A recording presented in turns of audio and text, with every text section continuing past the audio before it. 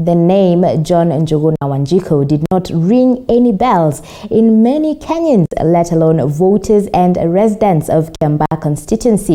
His decision to throw his hat in the ring for Kiambaa parliamentary by-election contest would have been scoffed at by those that did not know him. Yet somehow KA-WANJIKU, who had the blessings of Deputy President William Ruto, defied all odds to become Kiambaa's MP-elect, beating Jubilee's Kareri Njama in another ignominy of the president's party in his backyard.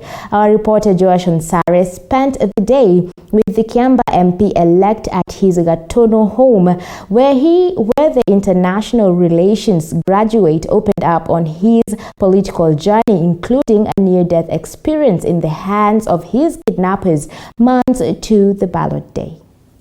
Na mtazamaji, kumekuwa na shughuli nyingi katika eneo bunge la Kiambaa. Kampeni zilishika kasi, wagombezi 8 wakajitokeza kushiriki katika uchaguzi huo, na vile vile uchaguzi huu ukafanyika tarehe 15 na mshindi akatangazwa tarehe 16. Na mtazamaji, siku ya leo niko na fursa kubwa zaidi kuweza kuzungumza na mmoja wa wale ambao waliweza kushiriki katika uchaguzi huo, si mwingine bali ni John Njuguna Wanjiku.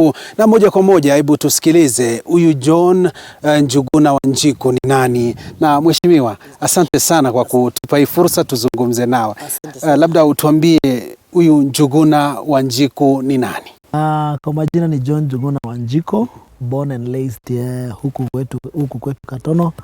This is where I've been born, this is where I've been brought up. Nikaenda shule Gotv Primary School, nikamaliza nikaenda Thigio Boys, nikamaliza nikaingia Kemu. Nashukuru Mungu sana. Yangu ni kushukuru watu wa Kiambaa. Katono iko ward inaitwa Shianda ward. Tuko na ward 5 katika Kiambaa constituency. One of them is Shianda, we have Moshadha, we have Karori, and we have Dendero and Kihara. Lakini sana sasa mahali nimezaliwa na nikalelewa ni Shianda ward. Kwa hivyo huyo ni kijana mdogo, niko na I'm a youth, niko na miaka 36 years old. Na nashukuru Mungu niko na bibi na watoto 2. Huyo ndio John Njuguna. Labda would you say that John Njuguna is the real definition of the hustler? I can comfortably say that it depends with your interpretation of what is the hustler.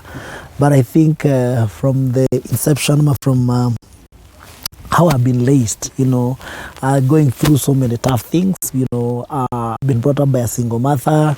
I've been raised in an area that it's not well developed. Going to primary school that is 5 kilometers away. Having the way I've been raised is that I had to do a lot of work, especially because my mom passed on 2010. Then I had to come up with ways and means of surviving, paying for my own school fees. That's how I engaged myself in a small business. Yenye umesikia huko sana inaitwa biashara ya mara. Hiyo ndio nilikuwa nafanya, nanunua kule Kenchik. Kenchik is one of the biggest company that deal with chickens. Before walikuwa na chinja wanatupa mara. But after sometimes they realized that it can be productive. We started buying from them. Then tunaleta huku kwetu, tunatengeneza, tunauza kwa hizi mashamba za majani. And God has been faithful from there. So I'm a little definition of a hustler. Labda unataka kusema kwamba wewe ulikuwa unauza imetura, hii tunapata pale, unapata imepikwa vizuri, unakula tu na... No, it is quite different. Yes. Mara ni matumbo ya kuku.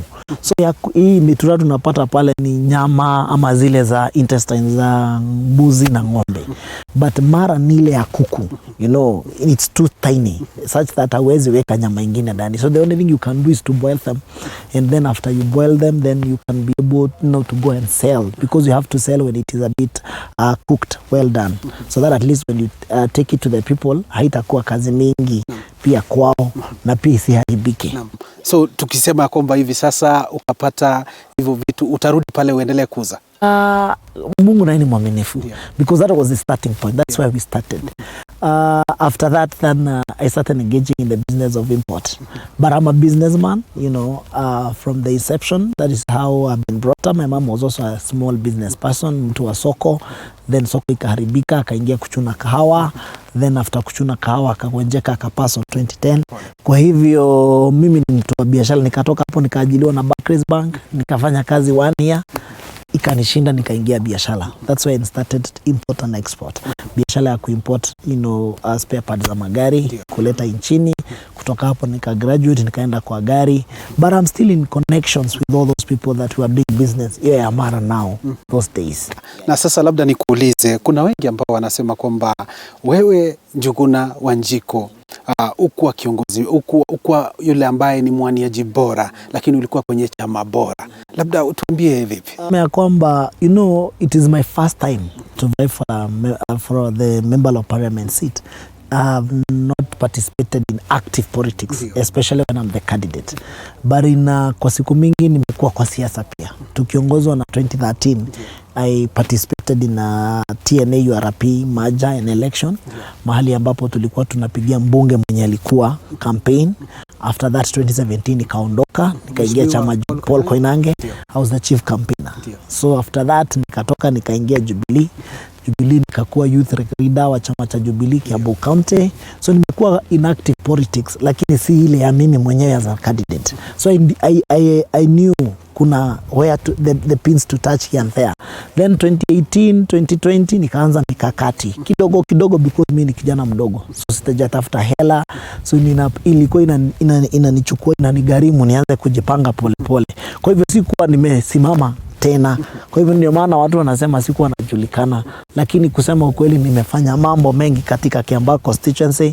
Even when you call leadership meetings, I used to participate. Public participations, I used to participate. Na nikajitokeza kwa wananchi, nikajipata nafasi na fursa wakati mbunge wetu alipoaga, na Mungu amlaze mahali pema peponi. Nikajitokeza, nikasema ya kwamba nahisi ya kwamba wakati wa vijana pia umefika. Because Kiambaa has been a very unique constituency. Tumekuwa na baba zetu ambao wamekuwa katika uongozi katika Kiambaa constituency. So nikapata nafasi, nikasema nijitolee, na ni historia leo.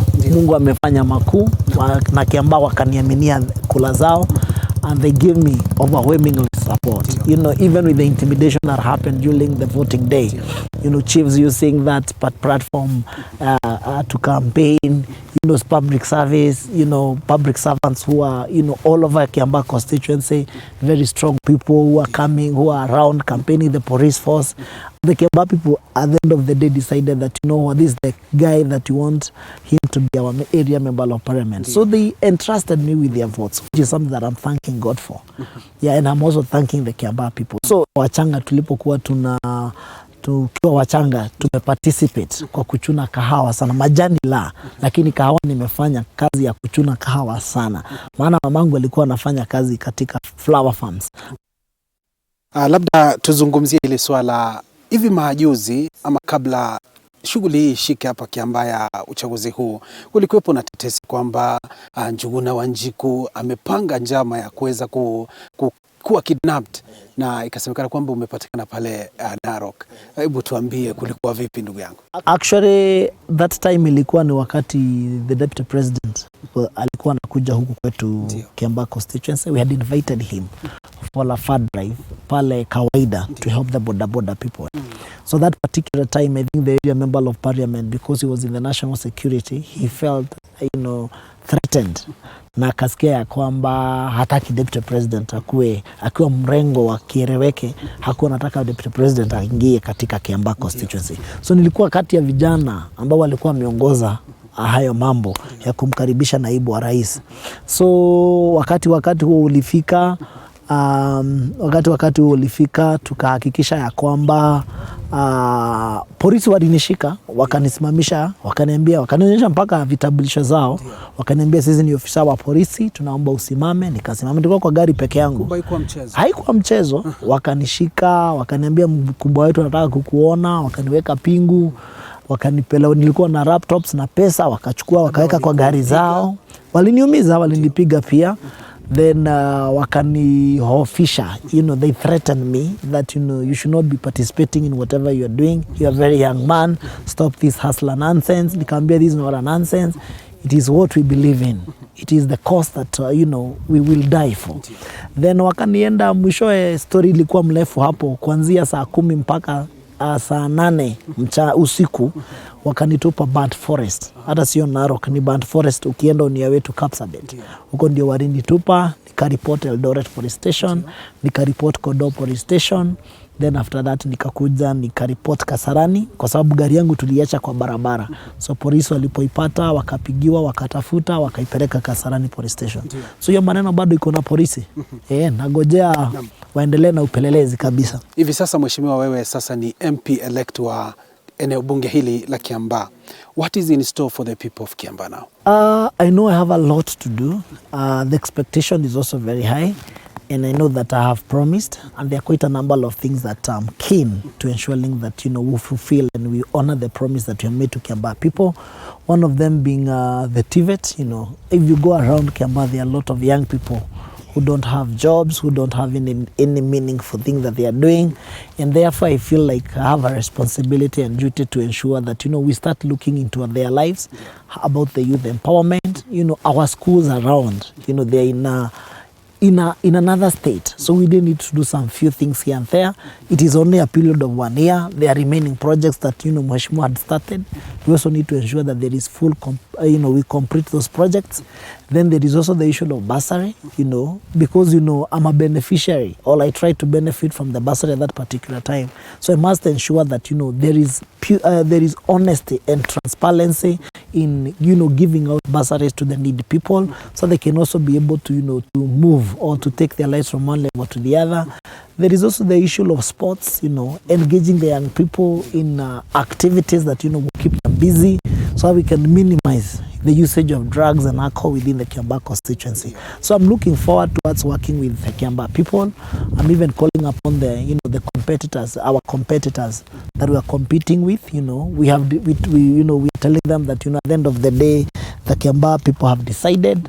And for mine is to spread or to ask them, let us join hands together and do what we can do for Kiambaa, because we all needed this opportunity so that we can work for Kiambaa people, whether elected or not. We continue to do whatever we are doing to Kiambaa constituency and to our fellow Kiambaa people. Njuguna Wanjiku, kuna watu wanasema kwamba masomo yako hawajui vizuri, labda waambie ulikuwa unafanya vipi ukiwa shuleni? Actually I was the head boy in Gotv primary school, so they can trace me back. I was nikapewa what you call an invite to go to the boys. Because of the school fees, I was not able to go. So for the first 2 years, I went to Tigoni Day. Then when I was in Form 3, I got a sponsor, someone who assisted me. I went to my dream school, which was the Boys, where I was nilikuwa nimeitwa. Then from there, I went to Kemu University. I did what you call the IR. It is transparent, it is there, it is in public domain. So I think it's only because hawajanijua before, but now because now there is a lot of interest coming up, it is there. They can be able to find every details about me. Is 1 year enough for you to deliver for the people of Kiambaa? It is a good starting point. Yes. It may not be enough, but it's a good starting point. And what we are saying is that we need to ensure that we put some foundation into whatever we want to complete. Even when the next government comes in, we shall ensure that at least we have started to plan accordingly, so that we can ensure within this 1 year we complete all the projects. And things like bursary, it's enough. We'll have an opportunity to issue bursaries to beneficiaries, who are the Kiambaa people. We should ensure also at the end of the day, the youth empowerment, even spreading and giving hope to the young people and the young generation, and telling them, it doesn't matter where you're coming from, as long as you can dream, as long as you have a vision, you can at the end of the day, become whatever you want to be in this country. So we have a lot of work to do.